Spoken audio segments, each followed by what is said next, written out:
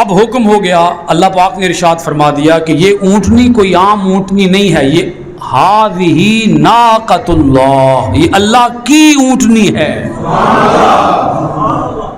ویسے تو ساری مخلوقات اللہ تعالیٰ کی ہیں، کوئی ایسی مخلوق ہے جو اللہ کی نہ ہو؟ تو اسی پتہ نہیں بول دے کیوں نہیں پہ ہو، کوئی ایسی مخلوق بتا دیں جو اللہ کی نہ ہو، ہر مخلوق اللہ کی ہے۔ تو اس کے بارے میں کیوں کہا کہ یہ اللہ کی اونٹنی ہے؟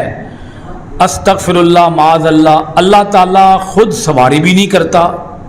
کیا خیال ہے بھئی اللہ نے کبھی سواری کی ہے؟ بھئی اللہ نے سواری کیتی ہوئے تے اسی کہیے بھئی اے جڑی اونٹنی ہے نا ادھے تے اللہ پاک نے سفر کیتا ہے، ایسا بھی نہیں ہے۔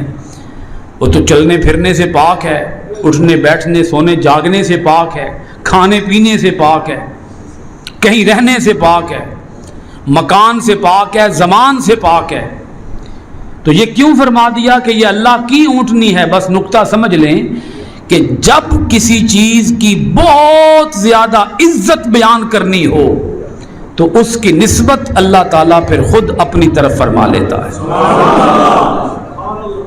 اس کے سوا اس کا اور کوئی جواب نہیں ہوگا۔ اللہ تعالیٰ کیا کرتا ہے؟ اس کی نسبت اپنی طرف فرما دیتا ہے۔ مجھے بتائیں، ٹائم سارے اللہ کے ہی بنائے ہوئے ہیں نا؟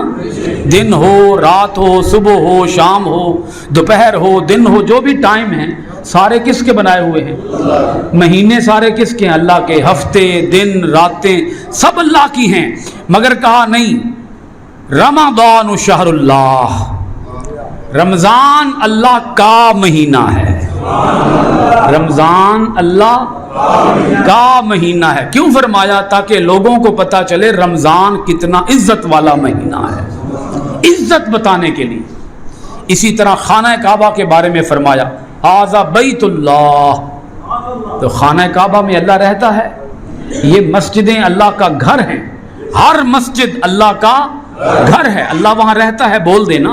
نہیں رہتا، اللہ رہنے سے پاک ہے، مگر عزت دینے کے لیے کہا کہ یہ اللہ کے گھر ہیں۔